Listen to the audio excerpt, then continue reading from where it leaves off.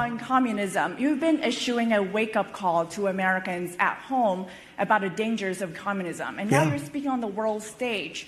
What's your message to people both living under communist and socialist regimes, but also people living under democracies like in Europe and America who might not have realized how close communism has come to home? Yeah, that's a great question, actually. But look, I want to get the word out because what's forming is communism in the country. And communism's easy to sell. I would be the greatest communist in history. I'd be right up there with Lenin.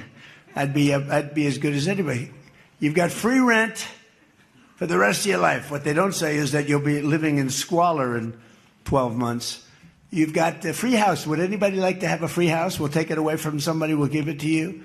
You'll have murders all over the place. Communism's a disaster. It's been proven to be for thousands of years under different names, but same thing.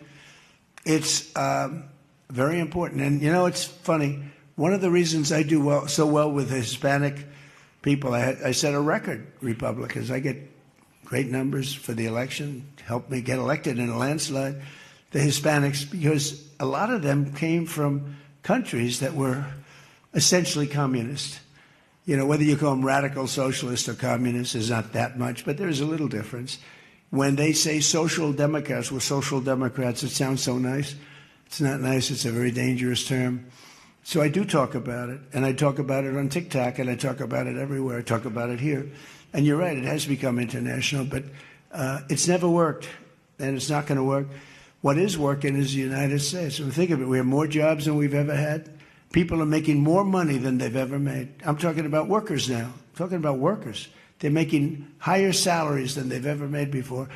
It's just the best system, and it's got flaws, but everything's going to have a little flaw, but it's been amazing. And when I watch what's happening, and I see these lowlifes getting, I mean, they're lowlifes. I watch them. I know good people. I know quality people. These are essentially lowlifes.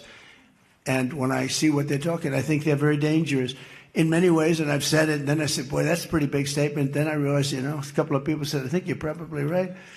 I think this country, with this thing that's going around, is in more danger than it was during World War I, World War II.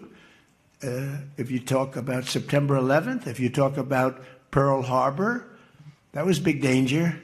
I think the concept of us going communist, because one thing that happens when you go communist, you never come back, never comes back. You die in squalor. You die a horrible death. You die in squalor, and it gets very evil and very nasty.